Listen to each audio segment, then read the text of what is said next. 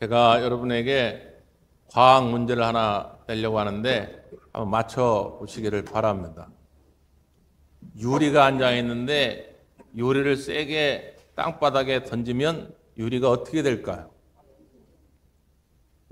모르시나 보네. 깨집니다. 진흙 한 덩어리를 들고 바닥에 던지면 어떻게 될까요? 바닥에 찰싹 달라붙습니다. 그런데 테니스 공 하나를 들고 바닥에 힘껏 내리치면 어떻게 될까요? 이것만 잘 아시네. 왜 튀어오를까요? 탄력성이 있기 때문입니다. 탄력성이 있기 때문에 공은 튀어오르는데 이 공을 튀어오르지 못하게 하는 방법이 하나 있는데 그건 뭐냐면 공을 찢어버립니다. 그 안에 압축되어 있는 공기를 빼버리는 거죠. 그러면 공은 튀어오르지 못합니다.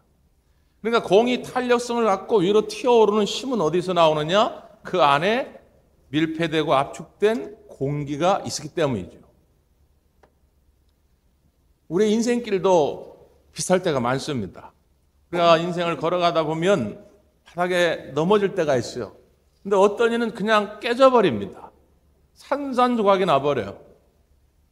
또 어떤 이는 넘어졌는데 바닥에 찰싹 달라붙어가지고 더 이상 올라오지를 못합니다.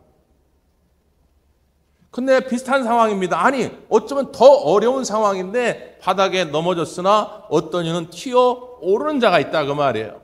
다시 일어서는 자가 있다 그 말이죠. 왜 그렇다고요? 탄력성이 있기 때문이에요. 회복의 탄력성. 그렇다면 우리의 인생에서 회복의 탄력성은 어디에서 그 힘의 근원을 찾을 수가 있습니까?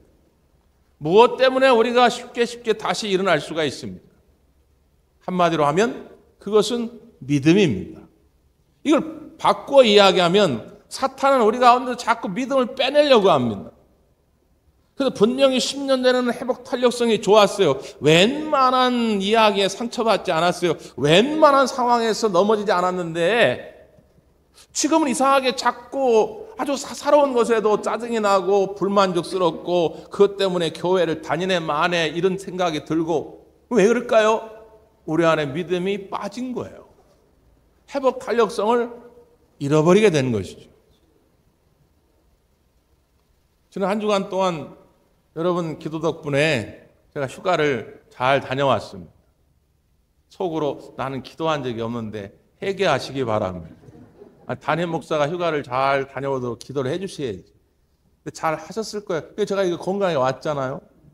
강원도 평창을 다녀왔는데 그 평창에 저는 이제 이게 끝 무렵이라 가지고 사람이 별로 없을 줄 알았는데도 사람이 어마어마하게 많아요. 가족 단위로 피서를 즐기려고 온 관광객들이 어마어마하게 많아요. 제가 그 사람들 이렇게 보면서 지난 휴가 내내 떠올렸던 단어가 바로 이 다시라는 단어의 다시. 이 탄력성 말이죠. 저 사람들이 저렇게 싱글방글 거리면서 지금 이 피서를 즐기는데 왜 지금 이 순간이 즐거울까? 목사는 괜히 그 지나가는 새 한 마리 보고도 설교 제목을 떠올리기 때문에 그냥 보면서 떠올려 보는 거예요. 저 사람이 저렇게 뭐 때문에 저렇게 싱글벙글 이 휴가가 재밌을까? 그것은 아마도 돌아갈 일터가 있고 돌아갈 학교가 있고 돌아갈 집이 있기 때문이에요. 돌아갈 집과 돌아갈 일터, 돌아갈 학교가 있으니까 지금 이 2박 3일이 즐거운 거예요. 반대로 만약에 돌아갈 곳이 정해져 있지 않다면 그 휴가가 즐거울 수가 없죠. 지난번에 수재가 많이 나서 집을 잃어버린 분들이 많습니다. 또 몇 달 전에는 화재가 나가지고 집을 잃어버린 분들이 많아요. 그분들을 위해서 지자체에서 학교라든가 펜션이라든가 콘도라든가 이런 데다가 임시 거처를 마련해 줬거든요. 여러분 그들이 거기에 모여가지고 임시 거처하는 동안 즐거울까요? 지금 돌아갈 집이 없는데 과연 그들이 거기서 휴가를 즐길 수 있을까요? 즐겁지 않죠. 자, 이걸 바꿔 이야기한다면 만약에 내가 돌아갈 자리가 있다면 다시 일어나서 회복될 수 있는 자리만 있다면 지금 형편과 상황은 그렇게 중요한 것이 아니다 그 말이에요. 그런데 지금 형편과 상황 때문에 내가 골치 아파하고 낙심하는 이유는 뭐냐? 다시 일어나서 다시 회복돼서 돌아갈 자리가 없다고 하는 생각 때문이에요. 아무리 해도 안 될 거야. 아무리 노력하고 아무리 기도해도 나는 다시 회복이 안 될 거야. 이런 마음을 갖게 되니까 지금 힘든 거예요. 사탄이 내 속에서 믿음의 파워를 빼는 겁니다. 이 믿음의 파워를 빼니까 탄력성을 잃어버린다 그 말이에요. 사랑하는 성도 여러분, 이 아침에 오늘 이 말씀을 통해서 다시 여러분 가운데 믿음이 충만히 채워지기를 바랍니다. 믿음이 채워져야 다시 일어날 수 있다 그 말입니다. 믿음이 채워지면 돌아갈 자리가 보이거든요. 성경에 나오는 많은 신앙의 영웅들도 마찬가지거든요. 고난이 없었던 것이 아니라 고난이 있었지만 그 고난 가운데서 일어날 수 있는 회복의 탄력성, 믿음으로 말미암아 그 탄력성이 있었단 말이죠. 아브라함도 그랬고 야곱도 그랬고 요셉도 그랬고 베드로도 그랬고 바울도 그랬고 다윗도 그랬고 뭐 등등등 수없이 많은 인물들이 다 그랬단 말이에요. 그 가운데 오늘 본문에 야곱이란 인물을 한번 살펴보려고 하는 것입니다. 야곱은 인생의 큰 위기를 3번 만나는데 첫 번째가 형 에서에게 장자의 축복권을 속여서 빼앗은 다음에 형 에서의 분노를 사죠. 그러니까 형 에서에게 맞아 죽을지도 모른다고 하는 공포감 때문에 집을 떠나요. 그때가 인생의 첫 번째 위기입니다. 두 번째는 이제 집을 떠나 삼촌 라반의 집에 갔는데 삼촌 라반에게 속아가지고 또 20여 년 동안 일을 아주 고되게 하지요. 도주하려다가도 라반에게 쫓겨가지고 잡히기도 하고 그때가 인생의 두 번째 위기였습니다. 그리고 세 번째 위기가 바로 가장 큰 위기였던 오늘 본문의 상황이죠. 앞에 창세기 34장에 보면 어떤 이야기가 등장하냐면 이제 삼촌 라반네 집에 갔다가 고향으로 돌아오는 길입니다. 그러니까 이스라엘의 지도를 보면 어떻게 되어 있냐면 저 이제 예루살렘의 저 북쪽쯤에 세겜이란 땅이 있어요. 세겜에서 한 30km 정도 내려오다 보면 베델이라는 곳이 있어요. 베델에서 또 내려오면 예루살렘이 있어요. 예루살렘에서 좀 더 내려가면 헤브론이라는 곳이 있습니다. 그러니까 원래 고향으로 돌아온다고 한다면 이 야곱은 어디까지 와야 되느냐? 이 헤브론 땅까지 와야 돼요. 그런데 이 야곱이 지금 어디에서 멈췄느냐? 세겜이라는 곳에서 멈춘 것입니다. 왜 멈췄겠어요? 살기 좋아서 멈췄겠어요? 살기 나빠서 멈췄겠어요? 살기 좋아서 멈췄겠죠. 더 밑으로 내려가야지만 오다 보니까 세겜이라는 땅이 너무 살기 좋은 땅인 거예요. 목초지도 많고 그리고 이미 사람들도 많이 모여 살다 보니까 도시 문화도 발달되어 있고 도시 문화가 발달되어 있다 보니까 사치 문화, 향락 문화도 발달되어 있고 누가 봐도 그냥 살기 좋은 동네인 거예요. 그러니까 그 세겜 땅에 머물러 10여 년을 살게 됩니다. 문제는 뭡니까? 거기서 큰 사건이 벌어지죠. 딸 디나가 도시에 구경을 하러 나갔다가 그 지역의 권세자, 추장쯤 되던 하몰이라는 자가 있는데 그의 아들이 세겜인데 그 아들 세겜으로부터 성폭행을 당하게 됩니다. 이 이야기를 듣고 그 오라비들, 그러니까 야곱의 아들들이죠. 이 아들들이 화가 나가지고 복수를 결심합니다.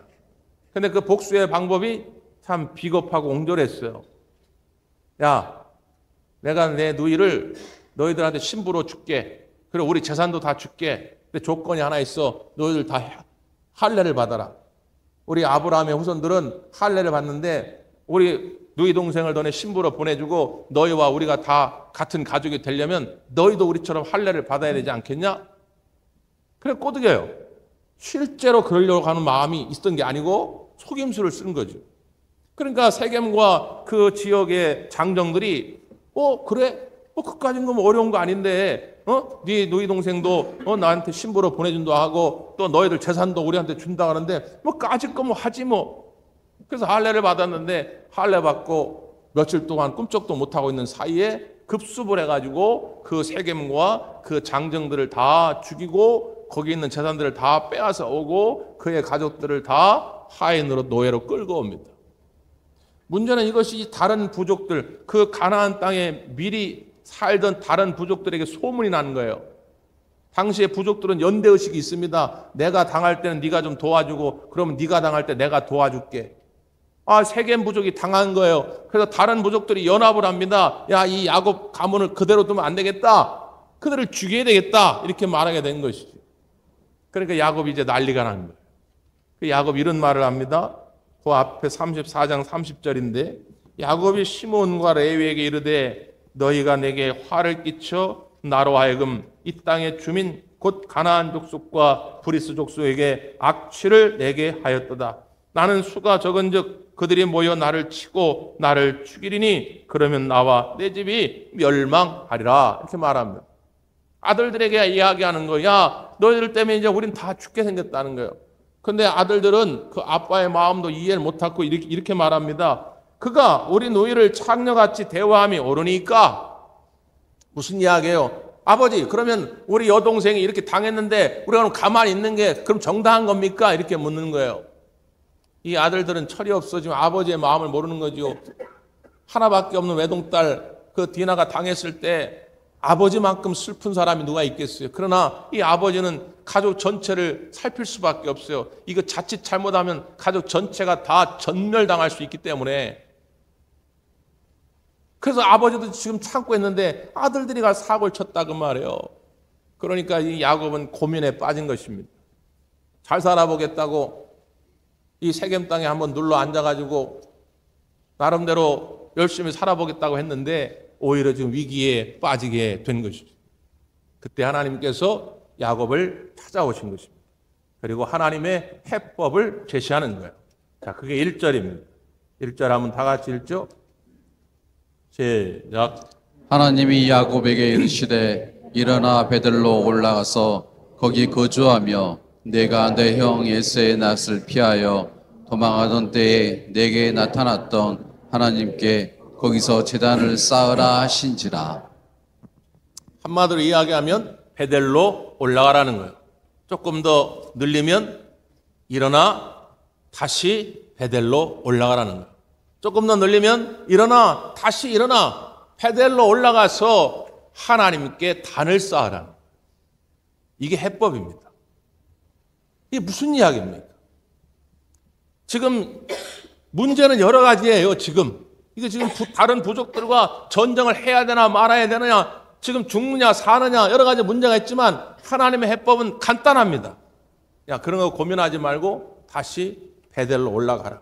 그러면 살 수 있다. 베델로 올라가서 다시 하나님께 단을 쌓아라. 그러면 살 수 있다는 거예요. 믿음이 회복되면 우리의 인생의 탄력성은 회복됩니다. 믿음이 회복되면 문제의 해법이 보이기 시작한다는 거예요. 문제는 이 믿음이 사라져갈 때에 아무리 발버둥 쳐도 이 삶의 위기 가운데서 일어설 수가 없다는 거죠. 하나님이 다시 그걸 보여주는 것입니다. 자, 왜 그렇습니까? 자, 일어나라. 어디서 일어나라는 거예요? 세겜 땅에서 일어나라는 거예요.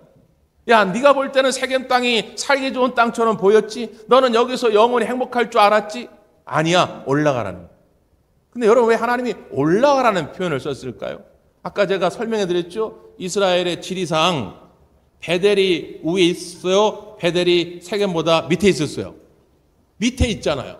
세겜이 북쪽에 있고 그 다음 베델이 있고 또 내려오면 예루살렘이 있고 또 내려오면 헤브론이 있다 그 말이에요.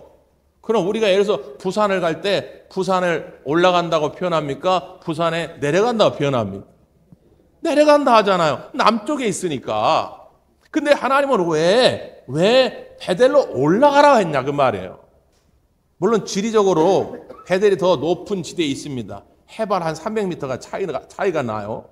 세겜은 평지고 베델은 고지대란 말이에요. 그래서 올라가라는 표현을 쓸 수도 있겠지만 더 중요한 이유가 있어요. 세겜 땅은 지금 믿음이 깨어진 자리예요. 인생이 위기를 만난 자리입니다. 이 자리에서 일어나 올라가라는 거예요. 믿음의 태우에서 믿음의 진도로 나아가라는 거예요. 그래서 하나님의 음성을 듣고 야곱이 그 식솔들에게 명령했던 첫 번째 명령이 이겁니다. 2절을 한번 보세요. 2절. 시작.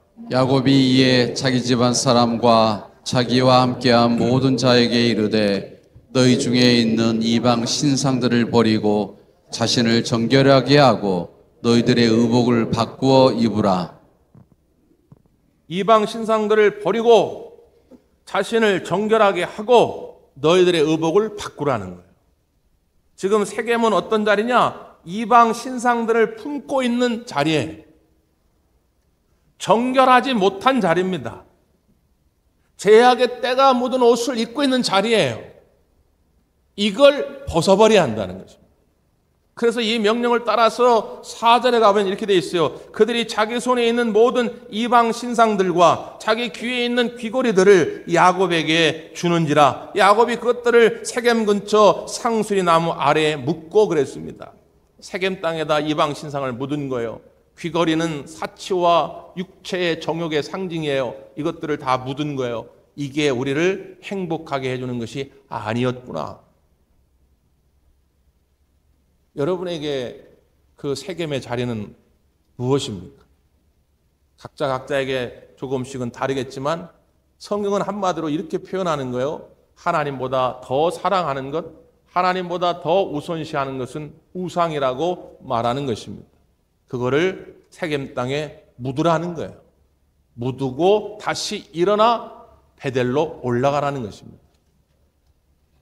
오늘 여러분 마음속에, 여러분 삶 가운데 여러분의 믿음을 자꾸 깨트리고 여러분의 믿음을 부숴가는 그런 세겜의 요소가 있다면 오늘 이 시간 버릴 수 있기를 간절히 바라옵니다. 그리고 베델로 올라가는 거예요. 자, 그럼 베델은 도대체 어떤 곳이기에 하나님은 자꾸 베델로 올라가라 이렇게 말씀하시냐 그 말이에요. 자, 야곱이 베델에서 체험한 하나님이 있어요. 그 하나님을 간증합니다. 자, 뭐라고 간증합니까? 3절입니다. 3절. 시작. 우리가 일어나 베델로 올라가자. 내 환난 날에 내게 응답하시며 내가 가는 길에서 나와 함께 하신 하나님께 내가 거기서 제단을 쌓으려 하노라 하매. 베델은 어떤 곳이라고 야곱은 고백합니까? 환난 날에 내게 응답하신 곳이다 그 말이에요. 하나님이 나와 함께 하신 자리라 그 말이에요. 그 자리가 베델이에요. 다시 말하면 그 베델은 은혜 체험의 자리입니다. 하나님과 뜨겁게 첫사랑을 나누었던 자리였던 것이죠. 창세기 28장에 보면 그 이야기가 나오죠. 이제 형 에서를 피해가지고 삼촌 라반의 집으로 갑니다. 들판을 거닐다가 저녁이 된 거예요. 그래가지고 돌로 베개를 삼고 거기서 잠을 청하는데 잠이 옵니까? 지금 생각해보면 아니 시골 동네도 다 여관이 있고 여인숙이 있는데 왜 들판에 잠을 자? 그럴지 모르지만 옛날에 그런 게 어디 있어요. 우리나라야 한밤중에도 어디 가나 다 편의점이 있고 사우나가 있고 잘 때가 있고 살 때가 있지만 옛날에 그런 게 어디 있습니까?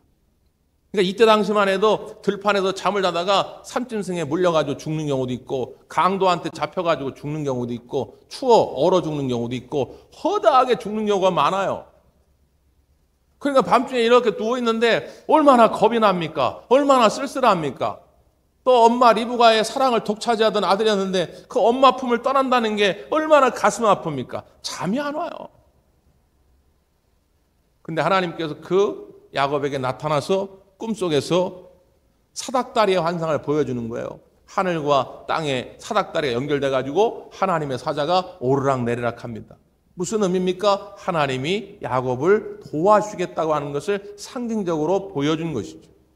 그러면서 하나님이 야곱에게 약속을 하는 거예요. 네가 가는 모든 것, 동서남북 모든 것을 다 너에게 줄 것이고 너의 후손들을 창대하게 할 것이고 내가 여기 다시 돌아올 때까지 내가 너를 떠나지 아니하고 내가 너와 함께 할 것이다. 그래서 꿈에서 깨어나서 보니까 야곱이 깨달은 거예요. 요즘 표현으로 은혜를 받은 거예요. 아, 이 들판에서 나 혼자인 줄 알았는데 나 혼자가 아니었구나. 하나님이 나와 함께 하시는구나. 그래서 그 땅 이름을 베델이라고 진 것이죠. 우리말로 하나님의 집 그런 뜻입니다. 하나님이 이곳에 함께 하시고 하나님이 나와 함께 하시는구나. 그 은혜를 받은 거예요. 그러니까 막 용기가 나는 거예요. 분명 1분 전까지만 해도 두렵고 쓸쓸하고 외롭고 힘들고 낙심되고 그랬는데 하나님이 함께 하신다는 은혜를 처음 하니까 무서울 게 없는 거예요. 외로울 게 없는 거예요. 믿음의 회복 탄력성이 생긴 것이죠. 그 자리로 다시 돌아가라는 거예요. 그 은혜를 체험하고 오늘 야곱이 하나님 앞에 소원을 합니다. 28장, 창세기 28장 20절 이해하는데요. 야곱이 소원하여 이르되 하나님이 나와 함께 계셔서 내가 가는 이 길에서 나를 지키시고 먹을 떡과 입을 옷을 주시어 내가 평안히 아버지 집으로 돌아오게 하시오면 여호와께서 나의 하나님이 되실 것이요 내가 기둥으로 세운 이 돌이 하나님의 집이 될 것이요 하나님께서 내게 주신 모든 것에서 10분의 1을 내가 반드시 하나님께 드리겠나이다. 이렇게 소원합니다. 세 가지를 소원하지요. 하나님이 나의 하나님이 되실 것이고, 두 번째 나의 기둥으로 세운 이 집, 이 세운 단이 하나님의 전이 될 것이고, 세 번째는 내 소득의 10분의 1을 반드시 하나님께 드리겠나이다. 세 가지의 공통점은 뭡니까? 이제 내 인생의 주인을 분명히 하겠다는 것입니다. 이제는 하나님만 나의 하나님이다. 다른 하나님은 없다. 다른 신은 없다. 하나님보다 더 좋아하는 것, 하나님보다 더 사랑하는 것, 우상은 이제 내게 없다는 거예요. 하나님은 내 인생의 전부다. 두 번째, 하나님께 단을 쌓는 삶을 살겠다는 거예요. 하나님께 예배하는 삶을 살겠다는 것입니다. 예배 중심, 성령 중심의 삶을 살아가겠다고 하는 것이죠. 세 번째, 소득의 10분의 1을 반드시 하나님께 드리겠다. 내가 1,000원을 벌든 100만 원을 벌든 1억을 벌든 다 하나님이 주신 것이기 때문에 단돈 1원도 내 것이 아니기에 내가 대표적으로 하나님 앞에 10분의 1을 드리겠다라고 소원하는 것입니다. 은혜를 받으면 이렇게 되는 것이죠. 여러분은 어떻습니까? 1년 전이었든 5년 전이었든 10년 전이었든 특별히 일찍이 학창시절부터 신앙생활을 했던 분들은 이 여름 수련회에 아름다운 추억이 있습니다. 저도 마찬가지입니다. 그 여름 수련회 때 하나님의 은혜를 체험하고 저는 하나님 앞에 소원했던 것이 세 가지입니다. 하나님, 내 인생을 하나님께 온전히 바치겠나이다. 두 번째, 하나님께 늘 찬양하는 삶을 살겠나이다. 세 번째, 전 세계를 돌아다니며 하나님의 복음을 증거하는 삶을 살겠나이다. 여러분이 갑자기 아멘하시고 이게 제 소원이었다니까요. 제가 중학교 2학년 때 하나님께 드린 소원이에요. 그래가지고 고등학교 때 이 하나님께 들 약속을 지켜야 되는데 뭘 해야 이 약속을 지킬 수 있을까? 그래서 제가 목사가 된 거예요. 목사가 되면 이 세 가지를 지킬 수 있겠다. 그래서 목사가 됐거든요. 여러분 어떻습니까? 막 은혜가 충만할 때 하나님과의 뜨거운 첫사랑을 나눌 때는 하나님, 시간도 하나님 것이고 내 재물도 하나님 것이고 내 달란트 재능도 하나님 것이고 내 생명도 하나님 것이니 내가 하나님께 모든 것을 다 드리겠나이다. 하진 않았냐 그 말이죠. 그런데 어느 날 바람이 빠졌어요. 믿음의 바람이 빠진 거예요. 그러니까 그때부터는 모든 것이 다 인색해지죠. 시간을 드리기도, 재물을 드리기도, 나의 생명을 드리기도 아까울 수밖에 없는 거예요. 조그만 것에도 상처받는 겁니다. 믿음이 충만할 때는 별소리를 다 해도 떠들라면 떠들어. 나는 그냥 하나님 바라보고 내가 교회 다니는 거지. 내가 네 얘기 들으려고 교회 다니는 줄 아냐? 나는 하나님만 만나면 돼. 그랬는데 믿음의 바람이 빠져버리니까 요만한 얘기에 상처를 받고 교회를 다니네만이 그런 얘기를 하는 거예요. 지금 여러분의 자리가 어디에 있냐 그 말이죠. 지금 세겜의 자리에 있느냐 베델의 자리에 있냐 말이죠. 혹이라도 세겜의 자리에 있다면 우리 주님은 말씀하는 거예요. 거기 있으면 안 된다. 거기 있으면 일어날 수가 없다. 다시 깨어 베델로 올라가라는 것입니다. 베델로 올라가야 사는 줄 믿습니다. 베델로 올라가려고 그러는데 뒤에서 잡아 끄는 사탄은 여전합니다. 사탄이 가만둘 줄 아십니까? 나 그래 맞아. 오늘 말씀 참 도전이 되는데 내가 이제부터 예배 중심의 삶을 살아야 되겠다. 소득의 11조를 반드시 하나님 앞에 드려봐야 되겠다. 내가 다시 주님을 위해서 봉사해봐야 되겠다. 그러면 사탄이 그만둘 것 같습니까? 사탄이 또 잡아 끌어요. 어떻게 하실 거냐 그 말. 자, 야곱이 떠나려고 합니다. 지금 야곱을 죽이려고 부대들이 쫓아옵니다. 다른 부족들이 이를 갑니다. 근데 하나님 어떻게 하십니까? 자, 5절입니다. 5절. 시작. 그들이 떠났으나 하나님이 그 사면 고을들로 크게 들어가게 하셨으므로 야곱의 아들들을 추격하는 자가 없었더라. 아멘. 야곱이 떠났으나 쫓아오는 자가 없다는 거예요. 왜요? 하나님께서 그들에게 공포를 주었다는 거예요. 공포. 야, 하나님 사람 건들면 안 되겠다. 괜히 저거 야곱 쫓아가서 야곱 건들면 우리한테 큰 화가 임할지 몰라. 야, 그냥 쫓아가지 말자. 이런 마음들이 그들에게 생기게 됐다는 거예요. 기드온의 전쟁도 마찬가지죠. 기드온의 용사는 300명이에요. 미디안 군사들은 13만 5천 명입니다. 게임이 안 되잖아요. 300명하고 14만 5천 명이 됩니까? 지금처럼 무슨 뭐 기드온 부대가 핵무기를 가지고 있다. 그럼 몰라도 그것도 아닌데 1대1로 싸워야 되는데 게임이 안 되잖아요. 근데 그들이 횃불을 한 손에 들고 나팔을 한 손에 들고 나팔을 불면서 외친 거예요. 여호와의 칼이다. 기드온의 칼이다. 막 그러니까 이 14만 5천 명 미디안 군대 가운데 하나님의 공포가 임한 거예요. 야, 하나님의 군대가 오는가 보다. 우리보다 훨씬 더 강하고 훨씬 더 많은 하나님의 군대가 오는가 보다. 야, 안 되겠다. 그래서 자기들이 자중질환이 일어난 거예요.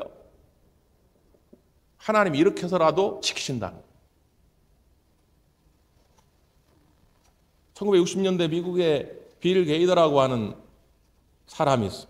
이 젊은이가 꿈이 뭐냐면 가스펠 가수예요. 고등학교를 졸업하자마자 친구들과 밴드를 구성해가지고 활동해 보려고 하는데 아무도 인정해 주지 않아요. 불러주는 데가 없어요. 그러다 보니까 생계조차도 유지가 안 됩니다. 그래서 결국 포기해요. 다시 공부를 해가지고 교사가 됩니다. 영어 교사가 돼요. 나중에는 아내는 불어 교사인데 아내를 만나게 돼요. 근데 평생 희귀병을 앓게 됩니다. 혈액 관련된 희귀병을 앓고 고생을 해요. 그래서 하나님께 기도할 수밖에 없는 거죠. 하나님, 다시 하나님을 찬양하고 싶습니다. 하나님이 이 질병으로부터 자유함을 누리고 싶습니다. 하나님 내게 주신 그 거룩한 꿈을 내가 이루어가고 싶습니다. 그래서 결국 하나님께서 그를 사용하기를 시작한 거예요. 그 나중에 아주 유명한 세계적인 가스펠 가수가 됩니다. 전 세계적으로 가장 많이 불린 찬송, 복음 찬송은 Amazing Grace, 나 같은 죄인 살리시니라고 그래요. 근데 두 번째로 가장 많이 불린 찬양이 뭔지 아십니까? 살아계신 주. 살아계신 주. 이 살아계신 주를 빌 게이더가 작곡했어요. 그리고 그의 아내가 가사를 썼습니다. 거기에 그 부부의 신앙 고백이 담겨져 있는 거예요. 그 어려움 속에서도 하나님이 자기들을 사용하셔서 찬양의 도구로 쓰신 것에 대한 감사. 살아계신 주 나의 참된 소망 걱정 근심 전혀 없네 사랑의 주 내 갈 길 인도하니 내 삶의 모든 기쁨 늘 충만하네.